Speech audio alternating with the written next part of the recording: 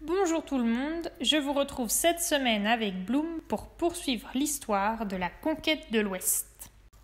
Nous allons nous intéresser aujourd'hui à la manière dont les Américains ont réussi à relier l'Est et l'Ouest des États-Unis. En 1861, le télégraphe, l'ancêtre du téléphone, est inauguré et il permet de révolutionner la communication entre la côte Est et la côte Ouest des États-Unis. En effet, ils permettent de transmettre des messages qu'on appelle des télégrammes d'un point à un autre sur de longues distances grâce à des lignes électriques. Avant, un courrier qui partait de l'Est pouvait mettre plus d'un mois pour arriver à l'Ouest s'il était transporté par bateau de New York à San Francisco. Puis, à partir de 1856, il y a eu des améliorations. Des convois de chariots mettaient 24 jours pour transporter le courrier. Et en 1860, la dernière invention, donc avant le télégraphe, ça a été le Pony Express, qui permettait donc de transporter le courrier en une dizaine de jours environ. Avec ce système, donc, le courrier était transporté dans des sacoches par des hommes à cheval qui se relayaient tous les 24 km environ.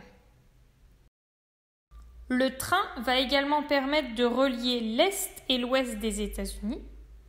En 1863, les travaux de la ligne de chemin de fer continentale démarrent.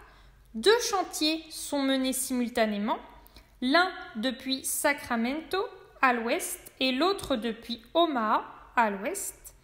2 compagnies ferroviaires vont être chargées du chantier et elles vont faire la course pour atteindre le point de jonction, donc le point où elles vont se rejoindre.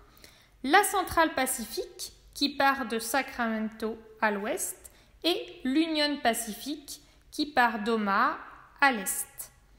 Donc c'est la Central Pacific qui va gagner cette course et c'est en 1869 que le chemin de fer continental sera inauguré.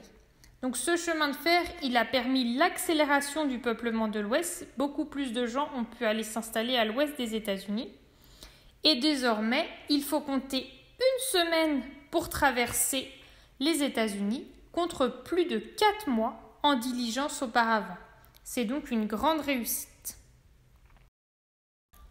Le chemin de fer intéresse aussi les bandits qui ne vont pas hésiter à intercepter des wagons de marchandises ou à faire dérailler des trains avec de la dynamite.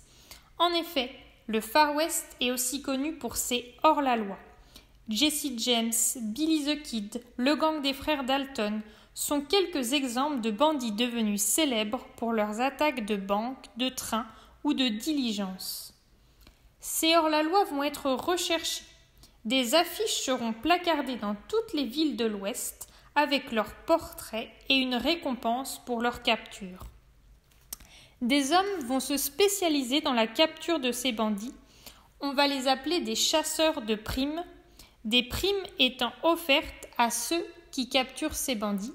Par exemple, on peut voir sur la vidéo que pour la capture des frères Dalton, la récompense était de 15 000 $.